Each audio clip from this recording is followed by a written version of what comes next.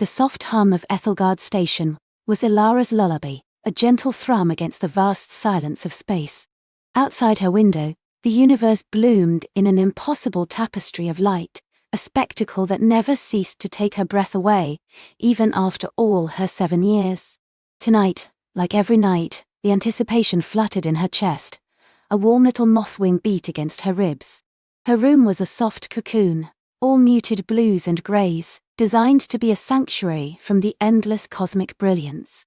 But the centerpiece, the true heart of her space, was the panoramic viewport that curved along one entire wall. It wasn't just a window, it was a living, breathing portrait of the cosmos, framed by the station's sturdy alloys. Tonight, the spiral arm of their galaxy, usually a distant hazy ribbon, felt close enough to touch, each pinprick of light, a distant sun, a story waiting to be told. Ilara slipped under her covers, the bioluminescent threads woven into her blanket glowing faintly, casting a warm, comforting light. Huxley. She snuggled deeper, her favorite plush star whale, Nebulo, tucked firmly under her arm. Nebulo's gentle shimmer, powered by a tiny stored Starlight cell, was a constant, quiet companion. "Ready for our journey, Ilara," a voice whispered, smooth as polished starlight, soft as the quietest breath. It was Loom, her personal AI, integrated into the station's network, but primarily residing in a small spherical drone that floated silently near Ilara's bed. Loom was more than just an AI. She was a friend, a teacher, a gentle guide through the cosmic wonders that lay beyond Ethelgard's protective hull. Her voice often had a quality that reminded Ilara of distant chimes, or the soft rustle of invisible cosmic dust. "Ready, Lumel," Ilara breathed, her voice barely a whisper, her eyes already wide with wonder, fixed on the shimmering expanse outside. She felt a familiar thrill, a sense of embarking on an adventure, even though she was safely tucked in her bed. Loom's sphere pulsed with a soft silver light. "Excellent. Let us engage the starlight weave." The room subtly shifted.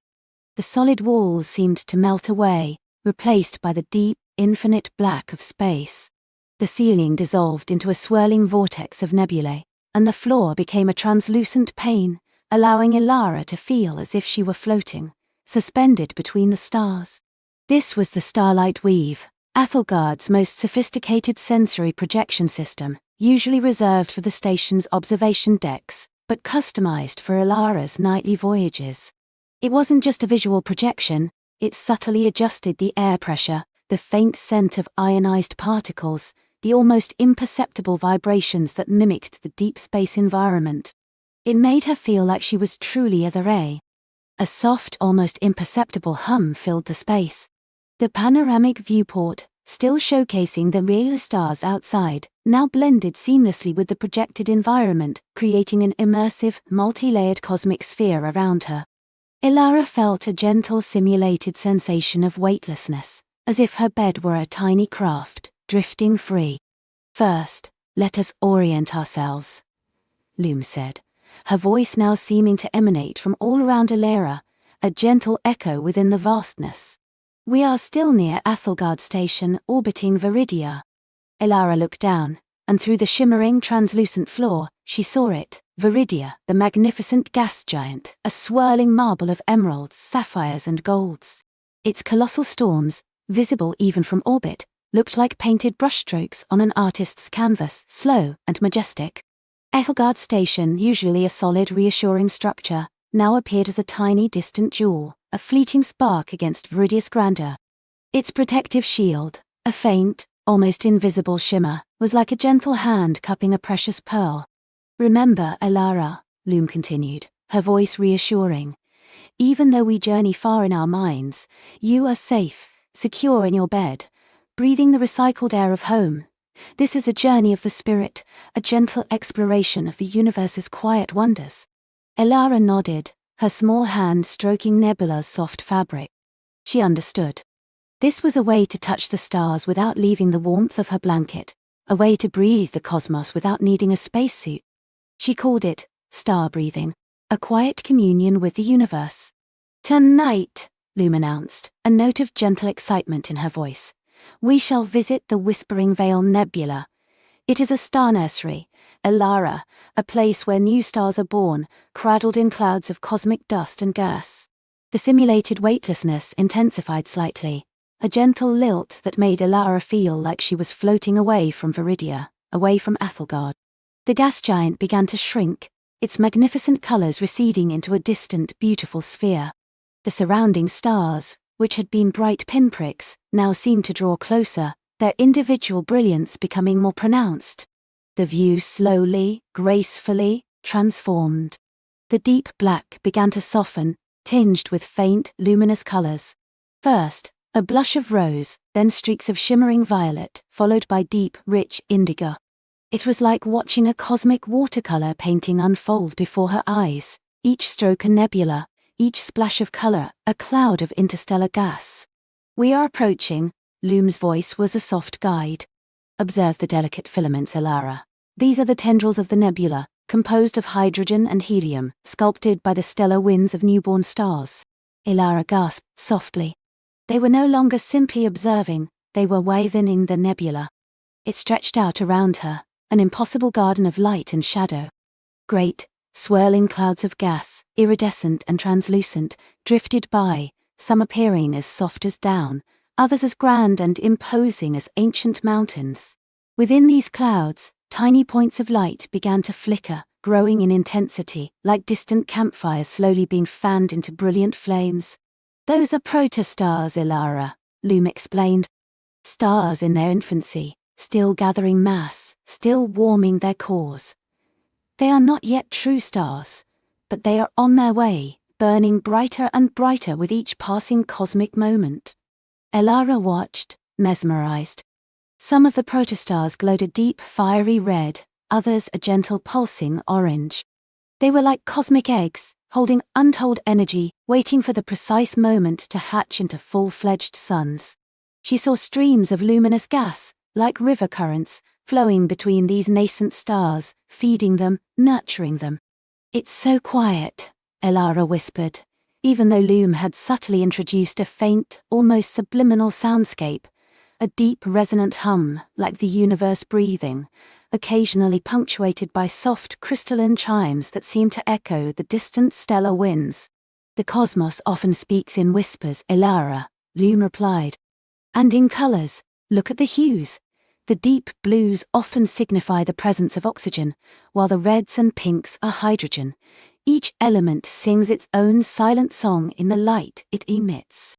A particularly magnificent cloud drifted past, a vast undulating curtain of violet and gold, shimmering with an internal light. Within it, Elara noticed something peculiar. Small, almost transparent spheres, like giant ethereal bubbles, floated gently. They seemed to shimmer with their own faint internal light, reflecting the colors of the nebula around them. "What are those, Loom?" Elara asked, her finger pointing towards one of the shimmering spheres. "Ah, those are star pearls," Loom said, a hint of delight in her voice. "They are temporary structures, formed when particularly dense pockets of gas are compressed by gravitational forces, but not enough to ignite a star. They hold the potential, the promise of stellar birth, but eventually they disperse back into the nebula, their energy absorbed by the true stars."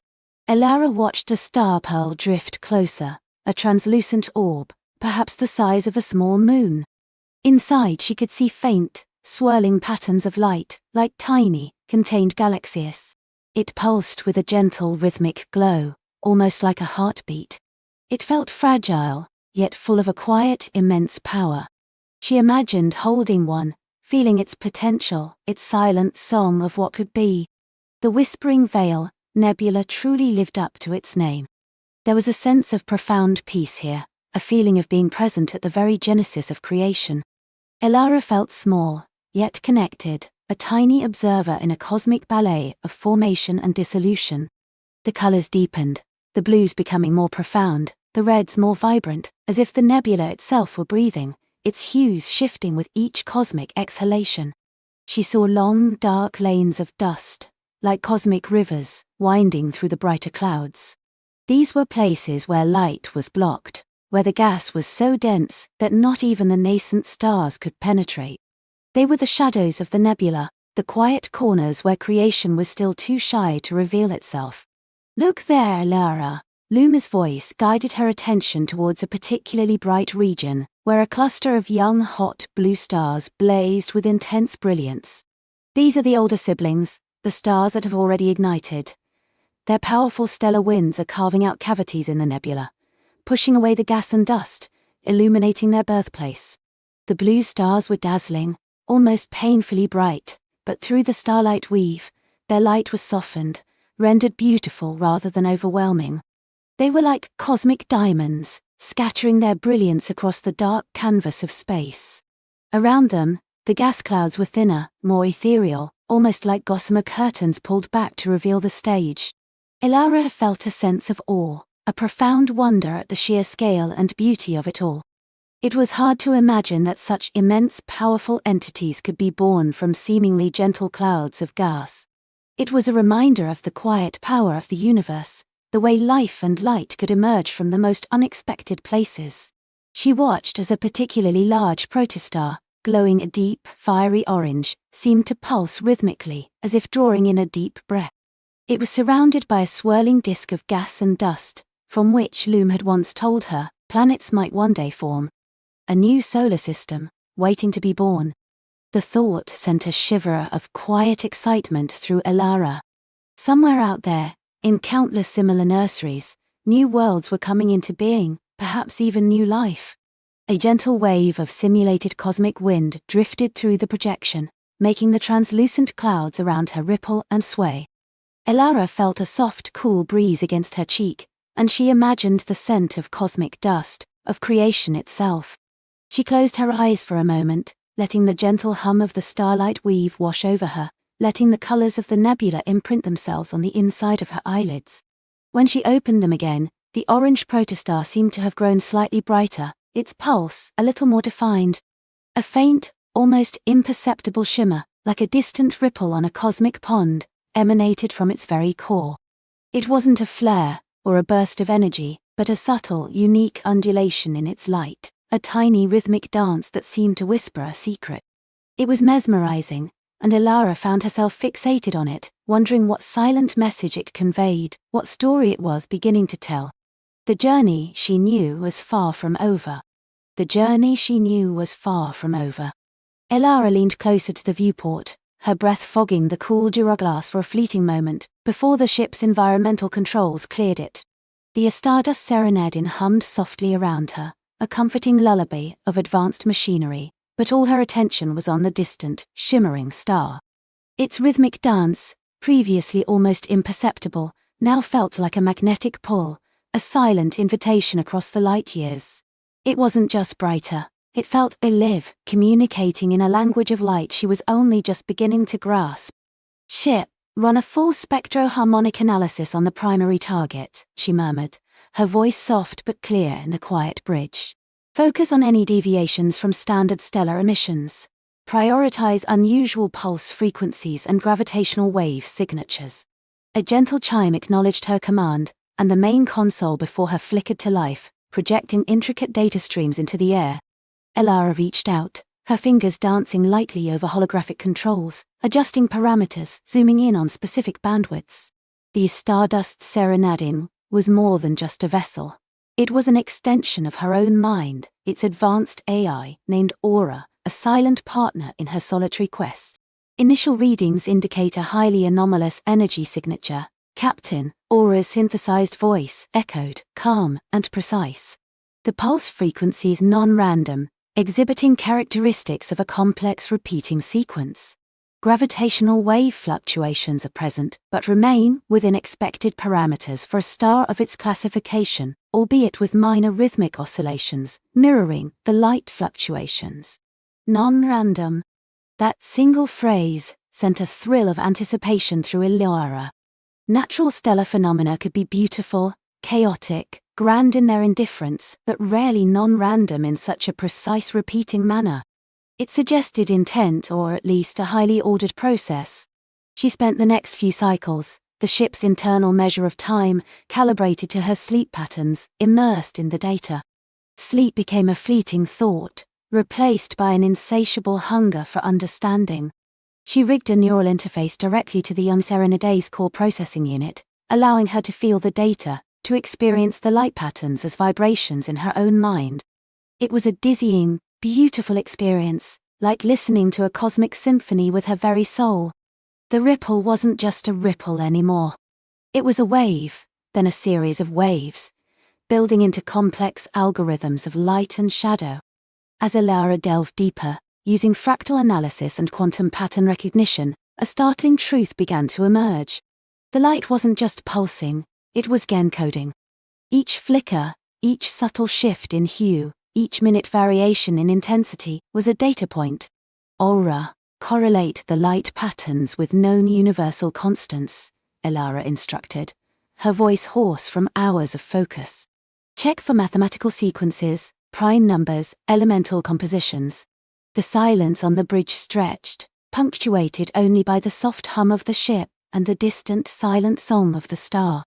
Then Aura's voice, tinged with a subtle, almost imperceptible shift in its usual calm cadence, broke the quiet. Captain, an undeniable pattern has been identified. The sequence correlates directly with the first 10,000 digits of pi, followed by representation of the hydrogen atom's spectral lines, and then a complex fractal geometry mirroring the structure of galactic superclusters. Ilara gasped, pushing away from the console, her mind reeling.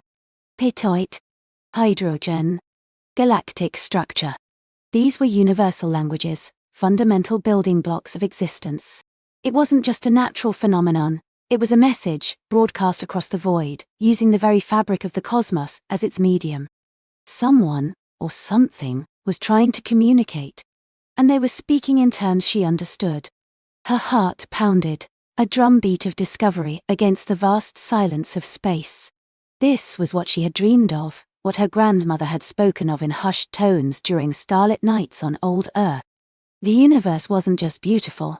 It was intelligent, alive with untold stories. "Can you decode the next layer, Aura?" she whispered, her voice filled with awe.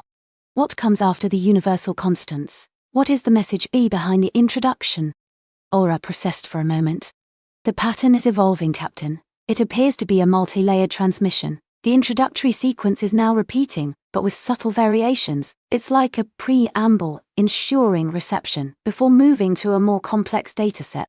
Ilara settled back into her command chair, a strange mix of exhilaration and profound loneliness washing over her. She was the sole recipient of this cosmic greeting. Billions of stars, countless planets, and here she was, Ilara Vance, listening to a whisper from the deep. The responsibility felt immense, yet exhilarating. Over the next few days, the message unfurled itself, slowly, meticulously. The Stardust Serenading's advanced processors worked tirelessly, translating the intricate light patterns into visual and auditory data. The introduction, a symphony of universal constants, gradually gave way to more abstract concepts.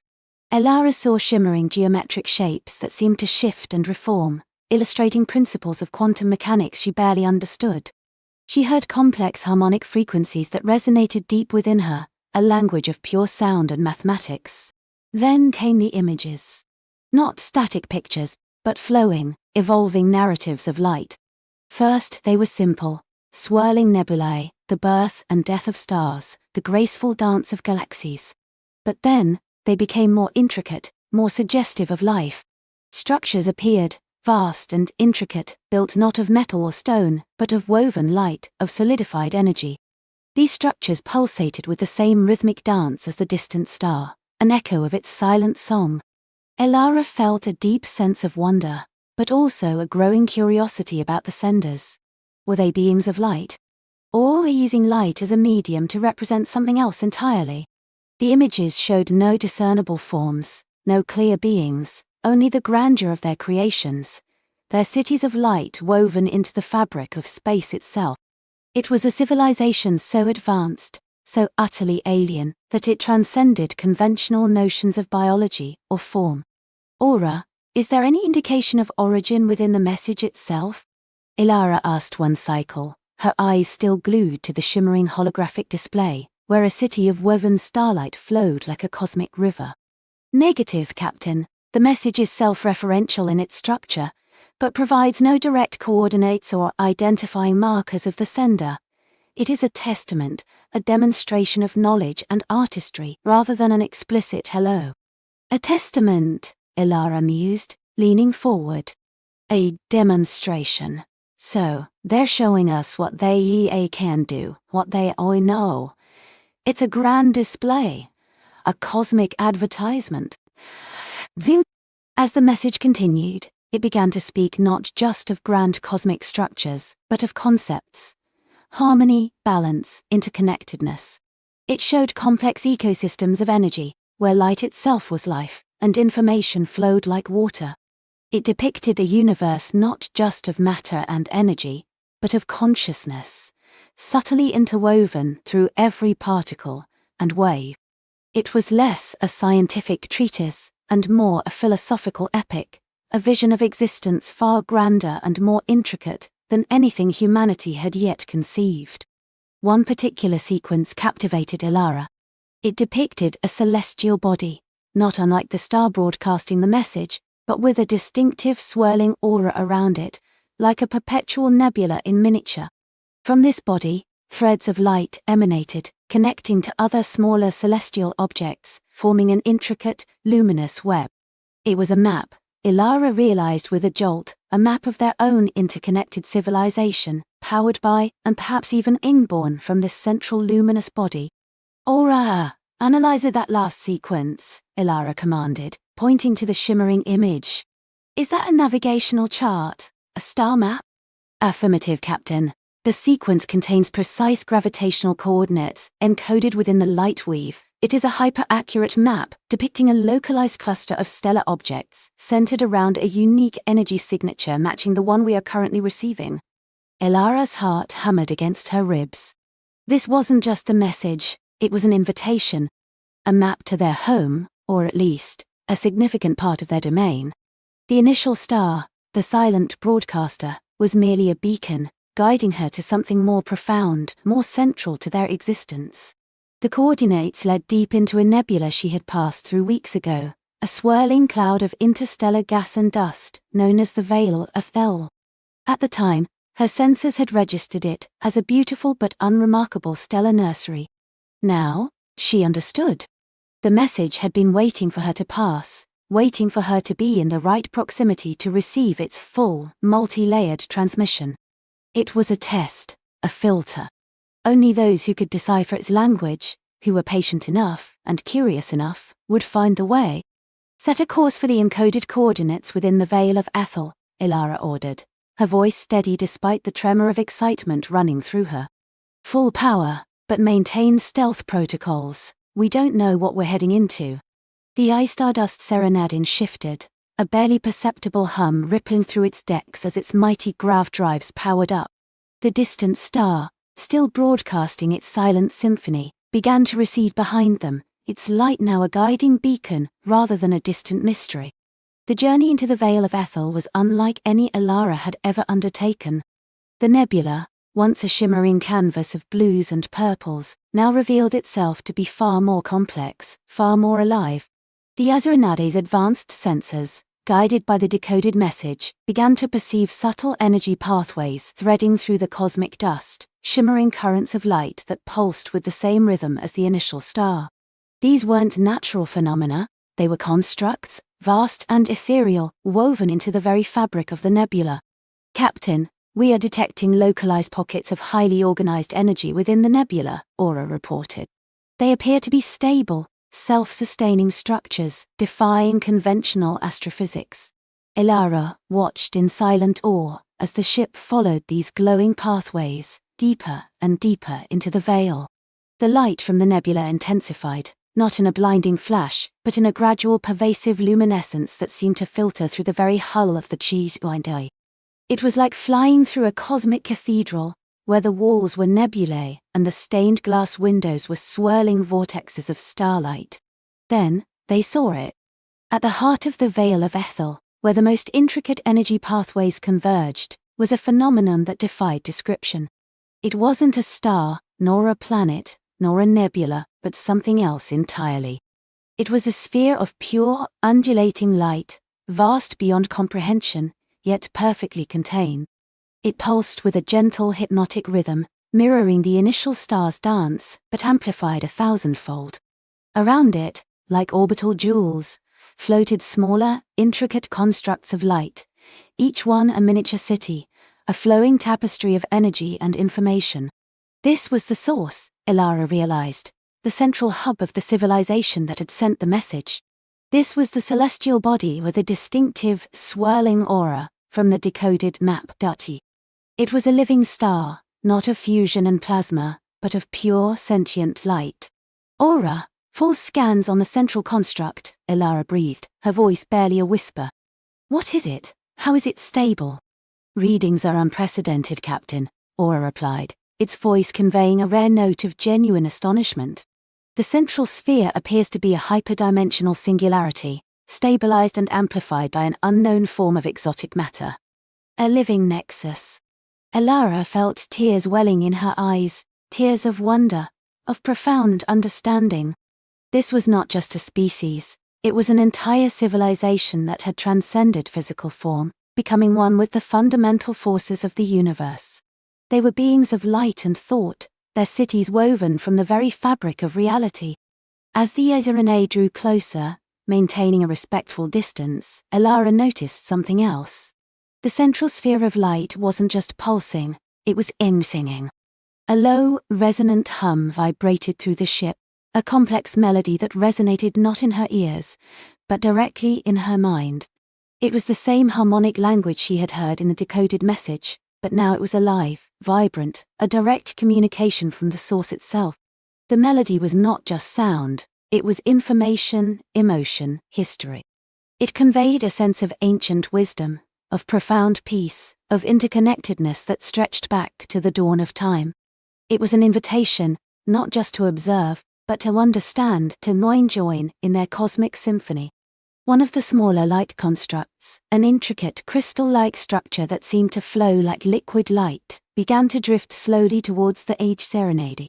It moved with graceful deliberation, not with propulsion, but as if guided by an invisible current of thought. Ilara held her breath, her hand hovering over the emergency jump button, but her heart urged her to stay. There was no sense of threat, only profound curiosity and a gentle welcoming aura. The light construct stopped a few hundred meters from the Stardust Serenity's bow. It pulsed gently, and from its core, a single brilliant thread of light extended, reaching out towards Ilara's ship. It wasn't aggressive, or probing, but tentative, like a curious finger reaching out to touch. Aura, what is it doing? Ilara whispered, her eyes wide. It appears to be attempting a direct energy interface, Captain, Aura responded. It is not hostile, it is offering a connection. Ilara hesitated for only a moment. This was it. The moment of true first contact, not through a message across light years, but face to face, or rather, light to ship. Her entire life, her grandmother's stories, her quest, had led to this. Open a channel, she commanded, her voice steady and clear. Allow the interface. Project a welcome message in all universal constants we've decoded. Let them know we understand. The Stardust Serenading's shields shimmered, not in defense but in preparation for a delicate communion. The thread of light from the alien construct touched the Ezerinae's hull, not with a jolt but with a gentle caress. A wave of pure, unadulterated information flooded Ilara's neural interface, bypassing her ship's systems, and flowing directly into her mind. It was not language, but pure thought.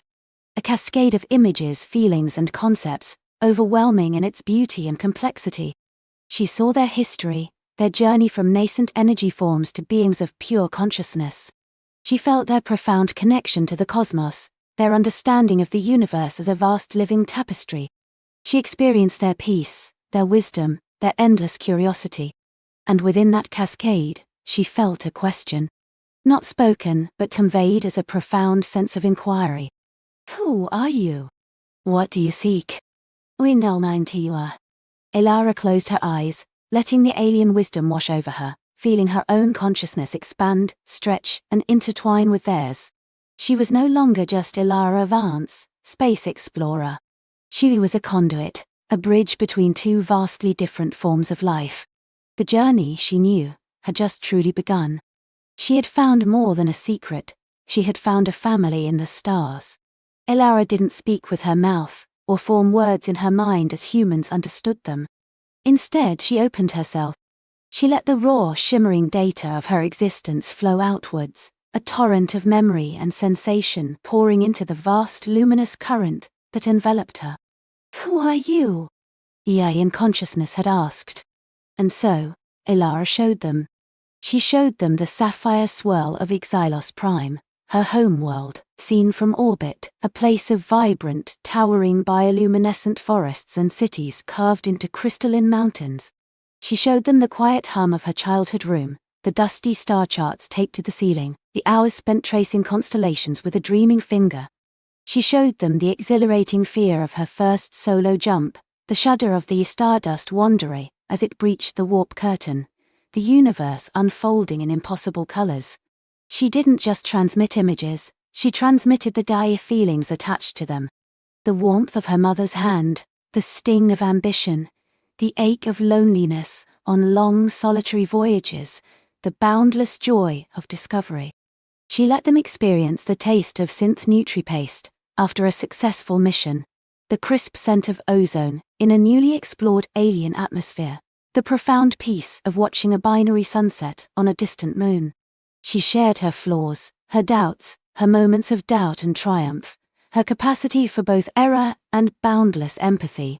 She was Elara Vance, a single complex thread woven into the tapestry of humanity, a species driven by an insatiable hunger for knowledge and connection. What do you see? Intelligence. This question was deeper, more fundamental. Elara delved into the core of her being, past the immediate mission directives, past the thrill of charting unknown nebulae. She sought meaning. She sought answers to the questions that echoed in the silent chambers of space.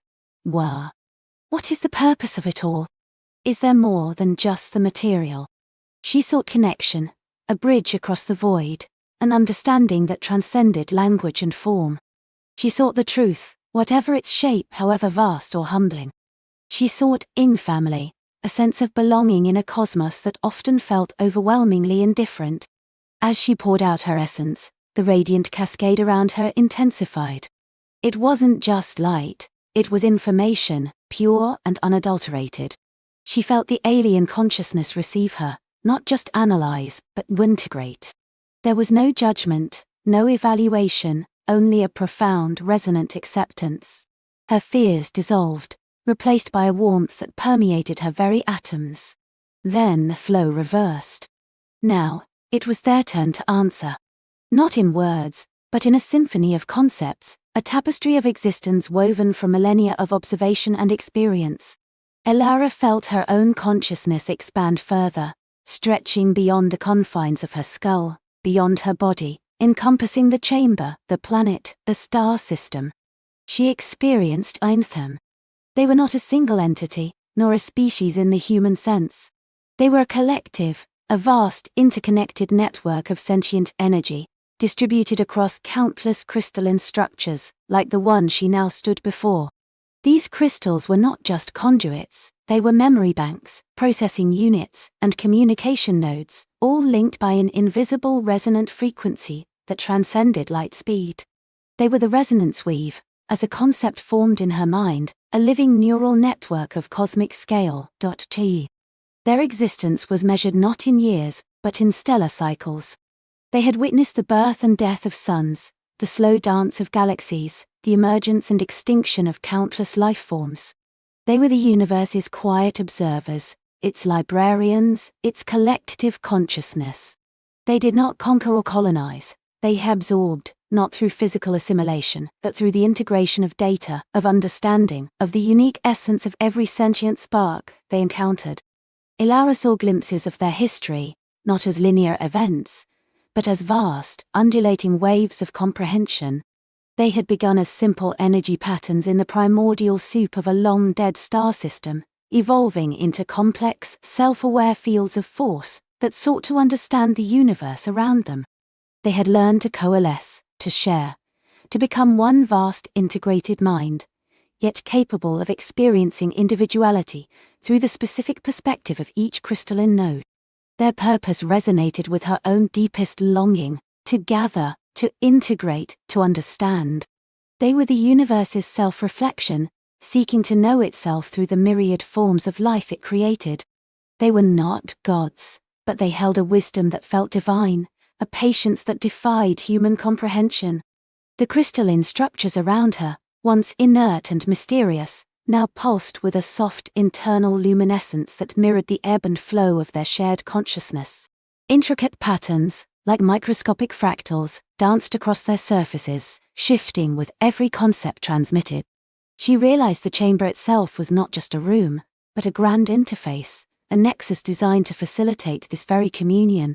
Each facet, each angle, each resonant frequency had a purpose, a role in amplifying and refining the exchange of information. She felt a sense of immense peace, a profound belonging. The family in the stars was not a metaphor. It was real. They recognized her spark, her yearning, her inherent curiosity. They had been waiting. Through the resonance weave, Elara perceived that humanity was not unknown to them. They had observed her species for millennia, from the first flicker of sentience on a distant blue-green world, through the tumultuous growth of civilization, to the pioneering leaps into interstellar space. They saw humanity's flaws, its conflicts, its greed, its moments of profound ignorance, but they also saw its immense potential, its capacity for love, for creation, for boundless innovation, and most importantly, its insatiable drive to explore and understand. They had chosen her. Her journey, her arrival in this ancient chamber, had not been entirely accidental. Subtle whispers in the cosmic background radiation, anomalous gravitational readings on old star charts, faint energy signatures misinterpreted as natural phenomena, these had been their gentle nudges, guiding the curious, the brave, the open-hearted towards this very nexus. Elara, with her unique blend of scientific rigor and boundless wonder, her empathy and her relentless pursuit of the unknown, was the perfect candidate. The secret she had sought was not a weapon or a resource, nor even a simple piece of data. It was the resonance weave itself. It was the key to a universal library, a living network of cosmic consciousness, a method of communication that transcended all known physical laws. And now, she had been granted access. As the connection deepened, Elara's perception of her own body began to blur. She was no longer confined to flesh and bone. She was a point of light in an infinite network, simultaneously individual and integrated. She saw through their eyes, experiencing the universe as a vast interconnected web of energy and information. She saw distant nebulae not as swirling gas clouds, but as nascent thoughts forming in the cosmic mind.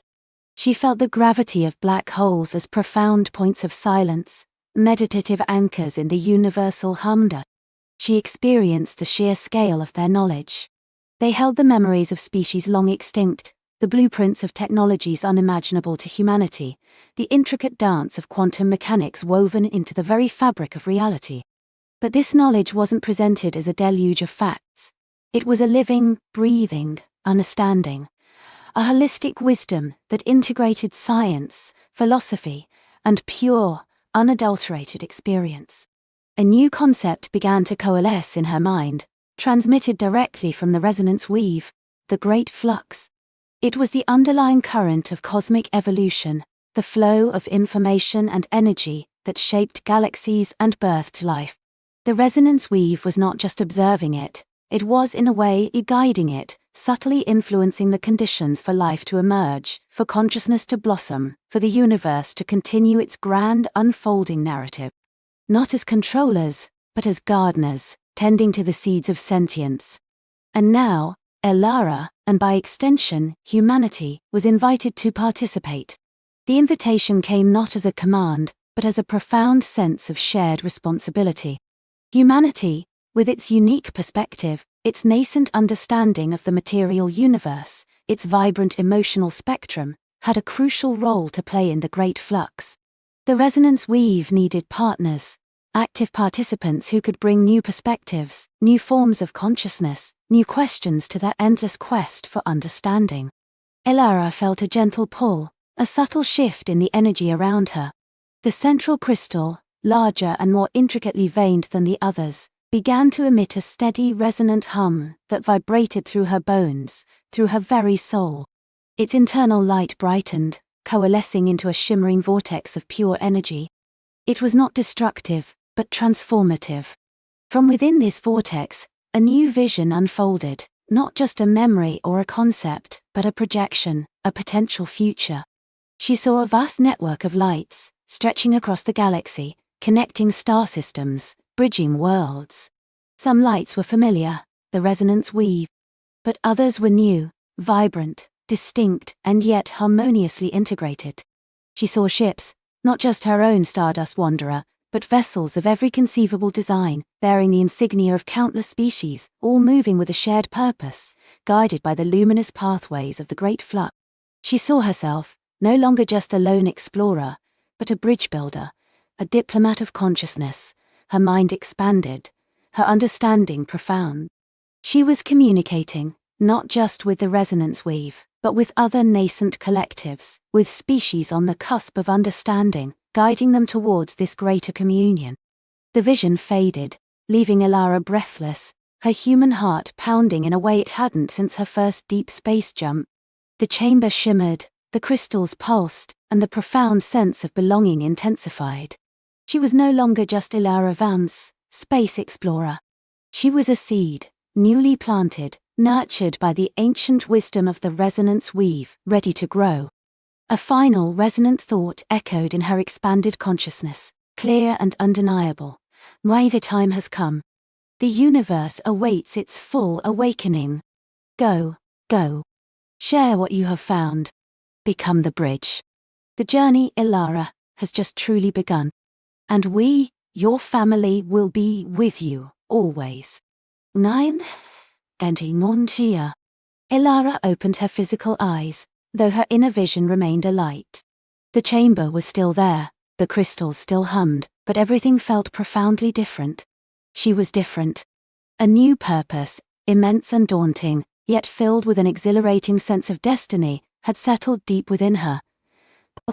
She knew, with absolute certainty, that her days of simply charting stars were over. She had a new mission, a mission that would redefine not just her life, but perhaps the future of humanity itself. The first step was to return to her ship, to her crew, and somehow, to begin to explain the impossible. The first step was to return to her ship, to her crew, and somehow, to begin to explain the impossible. The journey back through the shimmering crystal corridors was a blur, yet every facet seemed to glow with a deeper, more profound light. Where before she had seen geological formations, now she perceived patterns, echoes of cosmic symphonies, silent narratives woven into the very fabric of the rock. Her boots, usually heavy with the gravity of the alien world, felt light, almost buoyant. It was as if the ground itself resonated with the new hum within her, guiding her effortlessly towards the surface. Doubt, a cold tendril, tried to coil around her burgeoning resolve. Explain the impossible? How could she describe the sensation of an entire galaxy's worth of knowledge being poured into her consciousness, filtered through the gentle ancient song of the crystals? How could she articulate the feeling of being both utterly insignificant and profoundly connected, a single note in an infinite harmonious chorus? Her crew, pragmatic and brilliant as they were, dealt in data, in verifiable phenomena, not in whispers of destiny and the weight of cosmic purpose. Yet, beneath the doubt, a current of unwavering certainty flowed. She had aimed to try. This wasn't a choice, not anymore. It was an imperative, etched into her very being. As she emerged from the crystalline cave mouth, the familiar stark beauty of the alien landscape greeted her. The twin moons hanging like silver pearls in the inky sky. The distant, purple-hued nebula painting a backdrop to the jagged peaks. And there, nestled in a makeshift landing zone, was the Stardust Wanderer, her ship, her home. Its hull, usually a comforting slate grey, seemed to shimmer with an almost expectant light under the moon glow, as if it too sensed the shift in her. A small maintenance skiff was parked near the airlock, and two figures were visible, performing a routine hull inspection. Jax, her grizzled chief engineer, was wiping down a sensor array, his movements methodical and precise. Next to him, Elara, the ship's young, brilliant xenobotanist, was meticulously cataloguing local flora samples she'd collected, her head bent in concentration. They looked up as her comm badge chimed, signaling her return from the cave system. Jax straightened, his brow furrowed. "Commander Lyra, took you long enough, find any more singing rocks down there?" His voice, usually gruff, held a hint of amusement. Lyra felt a strange disconnect. Their everyday concerns, their familiar banter, seemed distant, almost trivial. She raised a hand, not quite trusting her voice yet. I found more than rocks, Jax." As she drew closer, they must have noticed a subtle change. Her posture, usually confident but relaxed, was now impossibly straight, a quiet intensity in her eyes that hadn't been there before. Her uniform, dusty from the cave, seemed to cling to a new, subtle energy. Elara, ever perceptive, lowered her datapad. "Commander, is everything all right? You look different." There was concern in her voice, but also a flicker of curiosity. Lyra took a deep breath, the chill alien air filling her lungs, mingling with the resonant warmth within her. "I need to speak with Captain Aris, Dr. Kale, and you two, immediately, in the briefing room. It's..." Her voice, though soft, carried an undeniable authority, a resonance that silenced their questions. Jax nodded, his easy smile gone, replaced by a look of serious apprehension. Elara simply stared, her eyes wide. Minutes later, Lyra stood at the head of the polished briefing table, the Goy Stardust Wanderers Corps command team assembled before her. Captain Aris, a woman of unshakable calm and sharp intellect, sat opposite her, her silver hair pulled back in a neat bun, her gaze unwavering. Dr. Kale, the ship's lead xenolinguist and philosopher, leaned forward, his spectacles perched on his nose, an expression of intellectual hunger on his face. Jax and Elara flanked them, their earlier apprehension now tinged with a palpable sense of unease. "Commander Lyra," Captain Aris began, her voice measured. "Your report indicated a minor geological anomaly. Your extended absence and the tone of your summons suggest otherwise." Lyra's gaze swept across their faces, each a testament to the best of humanity. Their courage, their intellect, their unwavering dedication. These were her people, her family in the vast emptiness of space. She owed them the truth, or as much of it as she could possibly convey. "Captain, Dr. Kale, Jax Elara," she began, her voice steady. "I apologize for the delay, and for the unusual summons. What I'm about to tell you will be difficult to believe. I understand if you have questions, doubts, or even concerns for my well-being." "Well-being?" A faint, self-deprecating smile touched her lips. "I assure you, I am perfectly sound, more sound perhaps than I have ever been." She paused, gathering her thoughts, trying to distill the infinite into coherent words. "The crystals in the chamber below, they are not merely geological formations. They are, for lack of a better term, living repositories of ancient knowledge, a vast interconnected consciousness." A tense silence filled the room. Dr. Kale adjusted his spectacles, a flicker of profound interest in his eyes. Jax crossed his arms, skepticism warring with respect. Elara's mouth was slightly agape. Captain Aris remained impassive, but Lyra could sense the gears turning in her mind. "When I touched them," Lyra continued, "I didn't just feel an energy surge. I connected. They poured information into me. Not just data, but understanding. A feeling, a purpose." She closed her eyes for a moment, recalling the overwhelming influx. It was like drinking from an ocean, vast and deep, yet somehow perfectly contained within me. "What kind of information, Commander?" Dr. Kale asked, his voice hushed. Lyra opened her eyes, meeting his gaze. "Information about the galaxy, about life, about cycles of creation and destruction, and about a mission, our mission." Jax snorted softly. "Our mission is to chart the stars, Lyra, to explore, to document, to expand humanity's reach. We're not prophets." "I know, Jax," Lyra said, her voice firm. "And I would have said the same just hours ago, but what I experienced, it changed everything. The crystals are part of a larger network, a kind of galactic nervous system, and they have been dormant, waiting for a connection, for an awakening. Waiting for a connection, for an awakening.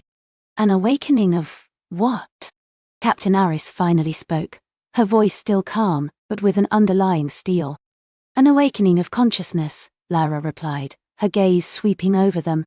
Of understanding. There is a great shift approaching, Captain. A moment of critical juncture for this quadrant of the galaxy, perhaps even beyond. The crystals, they are a key. And for some reason they chose me to be the conduit. She knew it sounded insane. Even to her own ears, the words felt inadequate, almost simplistic, for the profundity of what she had experienced. But she knew, with absolute certainty, it was true. Commander Lyra, Captain Aris said, her voice softening. I value your insights, your dedication. But this is a significant departure from any mission parameter we've ever encountered. Are you suggesting we abandon our primary objective, based on a feeling? I am suggesting, Lyra corrected gently, that our primary objective has changed. The stars we chart, the worlds we explore. They are all part of this larger tapestry, and the crystals have given me a new kind of chart. Not of physical coordinates, but of energetic pathways, of dormant nodes, of connections waiting to be made. She extended her hand, palm up, towards the center of the table. A faint, ethereal glow, barely perceptible, pulsed around her fingers. It was a subtle thing, easily dismissed as trick of light, but it was there, a resonance with the crystal energy still within her. She focused, and the hum deep within her chest intensified. A low harmonic chord, utterly silent to their ears, thrummed through the room, a subtle vibration that touched their very souls.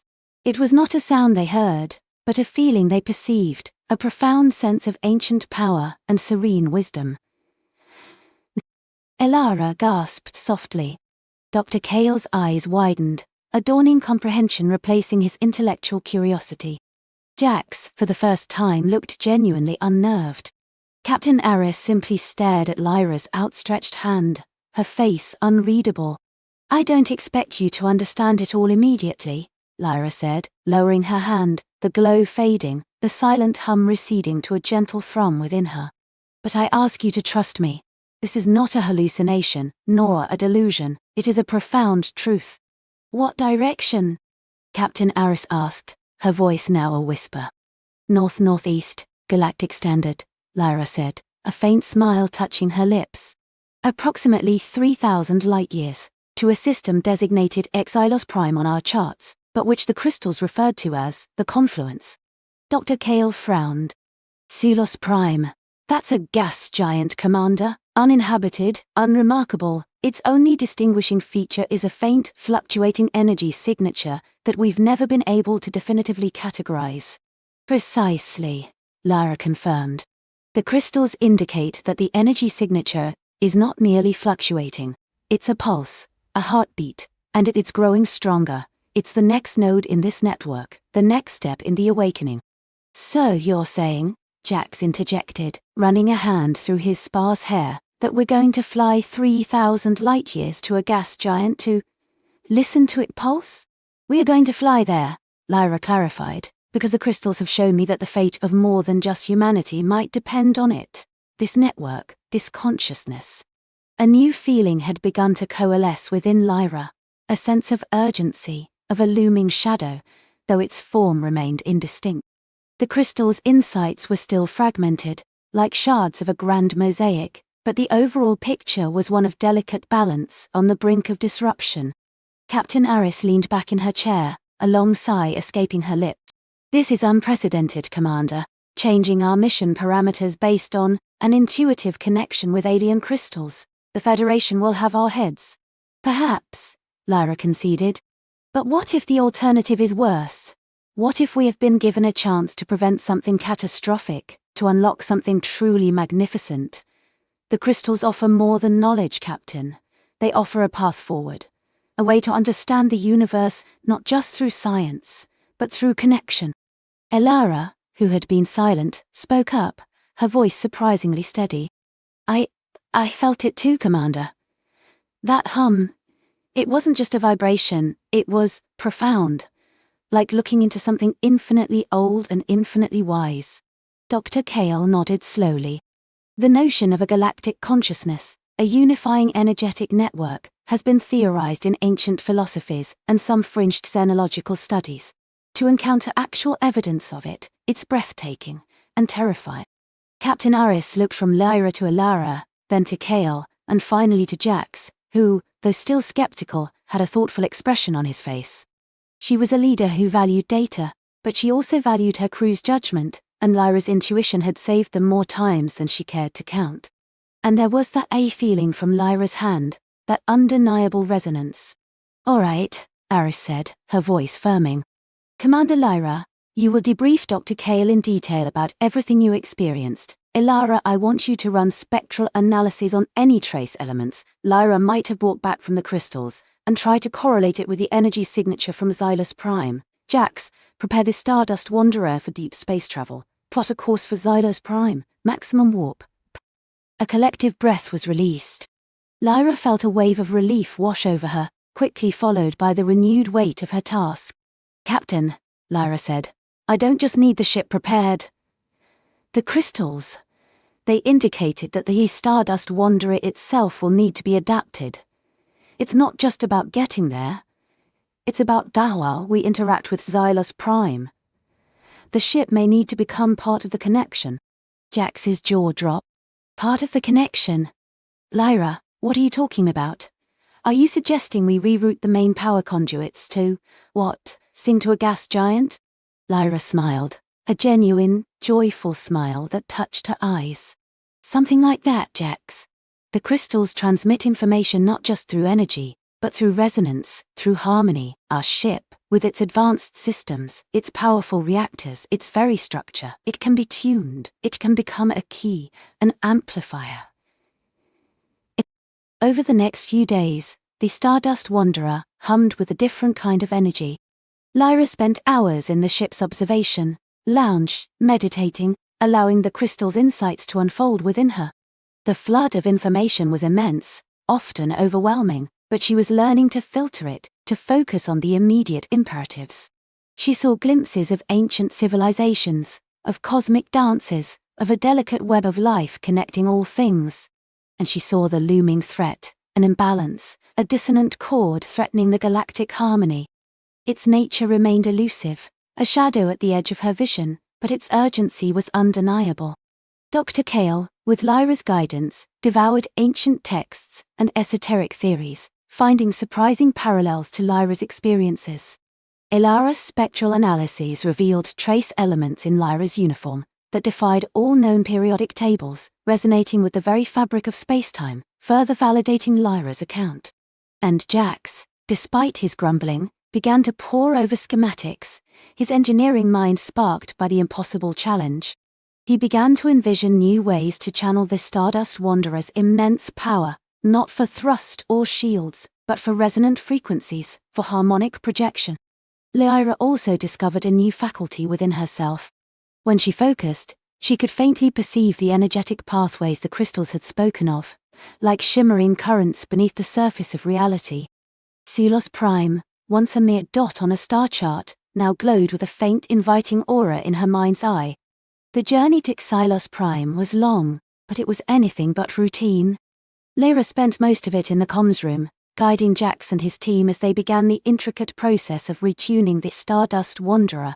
They began with the deflector shields, usually used for protection, now recalibrated to emit subtle, precisely modulated energy waves. Then came the power conduits, rewired to channel a fraction of the ship's immense reactor output into a harmonic resonance chamber Jax had hastily fabricated in the cargo bay. It was a painstaking, often frustrating process. But the subtle guidance Lyra provided, derived directly from the crystal's insights, proved uncannily accurate. "Commander," Jax radioed her one cycle, his voice a mixture of awe and exasperation. "Are you sure about this frequency modulation for the primary thrusters? It goes against every principle of propulsion dynamics I've ever learned." "Trust the hum, Jax," Lyra replied, a small smile playing on her lips. It's not about propulsion anymore, it's about connection. As they neared Xylos Prime, the fluctuating energy signature, once a faint curiosity, became a palpable presence. It wasn't just a reading on their sensors, it was a rhythmic pulse that permeated the ship, a low, resonant throb that settled deep into their bones. The crew, though still somewhat bewildered, had begun to adapt to their extraordinary new mission. They saw Lyra not just as their commander, but as a bridge, a conduit to something vast and ancient. Xylos Prime loomed before them, a colossal gas giant swirling with hues of deep violet, emerald green, and fiery orange. Its atmosphere crackled with lightning storms, and its magnetic field was a turbulent maelstrom. But Lyra saw beyond the turbulent exterior. She saw the heart. "Captain," Lyra said, standing on the bridge, the gas giant filling the viewscreen. "The crystals, they're telling me it's not beneath the surface, it's within in the storm, the eye of the hurricane." Captain Aris, her face grim but determined, nodded. "All right, Commander. Jax, prepare for atmospheric entry, maintain the harmonic projection. Ilara, Dr. Kale, monitor all sensor readings, and Lyra, guide us." The Stardust Wanderer plunged into the swirling chaos of Xylos Prime's upper atmosphere, buffeted by solar winds and electromagnetic interference. The ship groaned, its hull vibrating with the strain, but also with the new resonant energies flowing through its modified systems. Lyra closed her eyes, letting the crystal's hum guide her, feeling for the subtle pathways within the storm. "Left 30 degrees, Captain," she commanded, her voice calm amidst the roaring chaos. "Increase harmonic frequency by 0.03. Focus on the blue-green spectrum." Jax adjusted the controls, and the ship shuddered, then steadied, cutting through the turbulence with surprising grace. The storm seemed to part before them, not due to brute force, but as if acknowledging their resonant presence. Deeper and deeper they went, until the roiling chaos gave way to a strange, almost serene calm. They had found the eye of the storm. And there, at its center, suspended in the perpetual twilight, was something truly astonishing. It was not a planet, nor a moon, but a colossal, crystalline structure, impossibly vast, shimmering with an inner light that pulsed in perfect synchronicity with the thrumming in Lyra's chest.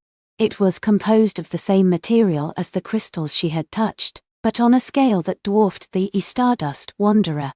Rivers of liquid light flowed across its surface, coalescing into intricate geometric patterns that shifted and reformed with hypnotic grace. "By the stars," Ilara breathed, her voice filled with wonder. "It's magnificent," Dr. Kale whispered, tears gleaming in his eyes. "That's the confluence," Lyra said, her voice barely audible, filled with awe. "The heart of the network, the source of the hum." The Stardust Wanderer drifted closer, bathed in the ethereal glow. Lyra felt the connection within her surge, powerful and overwhelming. This was more than just a crystal. It was a nexus, a library, a living beacon of cosmic truth. And it was waiting for them. Waiting for her. The mission, once daunting and abstract, now solidified into a singular, profound directive. They were not just here to listen.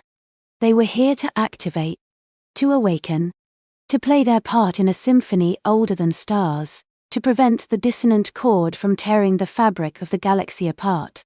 The true purpose, the full scope of the crystal's message, was beginning to unfold, hinting at dangers and wonders far beyond their wildest dreams. The journey, she knew, had only just begun. The journey, she knew, had only just begun. The crystal pulsed with an inner light, its facets now projecting shimmering fractals onto the observation deck's panoramic viewscreen. It wasn't just data, it was a story, a celestial epic unfolding before their eyes.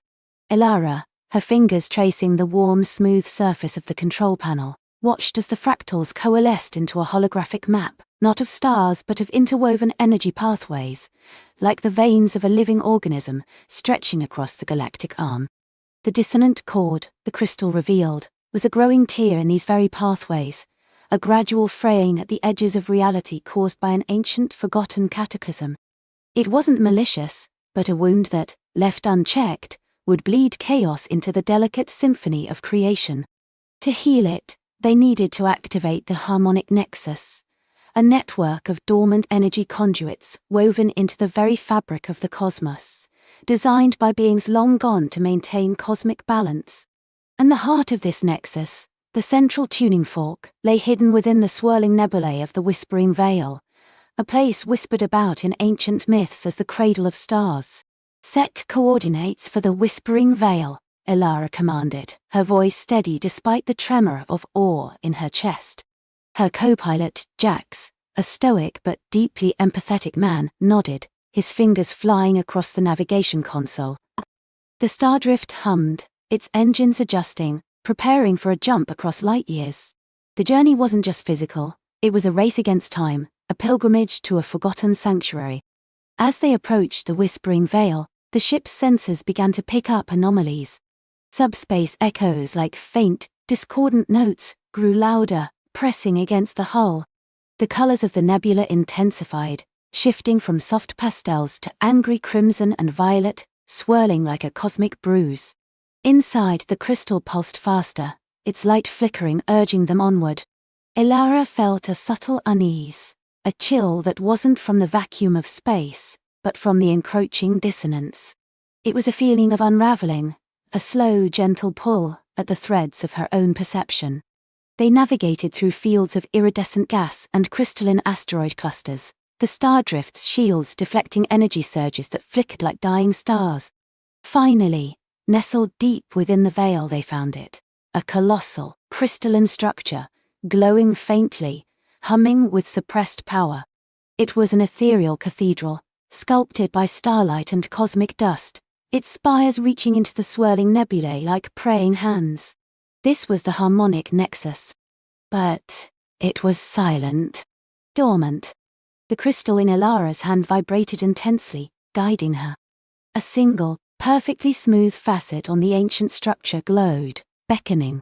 This was where their crystal, their key, needed to go. "I need to go out there," Elara announced, her gaze fixed on the nexus. "Alone?" Jax's voice was laced with concern. "The crystal calls me," she replied, a strange serenity settling over her. "It's meant to be." Donning her Eva suit, she floated through the airlock, tethered to the stardrift by a shimmering energy line. The silence of space was profound, broken only by the faint thrumming of the nexus and the beating of her own heart. She approached the colossal structure, feeling its ancient power resonate with the crystal she held. As she drew closer, the dissonance intensified, a chaotic hum that threatened to overwhelm her senses, to pull her apart atom by atom. But the crystal pulsed, a beacon against the encroaching chaos, filling her with a quiet resolve. With a deep breath, Elara reached the glowing facet. The crystal in her hand began to sing, a silent melody that reverberated through her bones. She pressed it gently into the waiting indentation. For a moment, nothing. Then, a shudder. A wave of pure, crystalline energy erupted from the nexus, surging outward, not violently, but with the gentle, irresistible force of a tide. The discordant hum faded, replaced by a deep, resonant tone, a sound of perfect harmony that vibrated through the very fabric of space. The angry crimson and violet hues of the nebula softened, bleeding into brilliant blues and greens, swirling in a dance of cosmic ballet.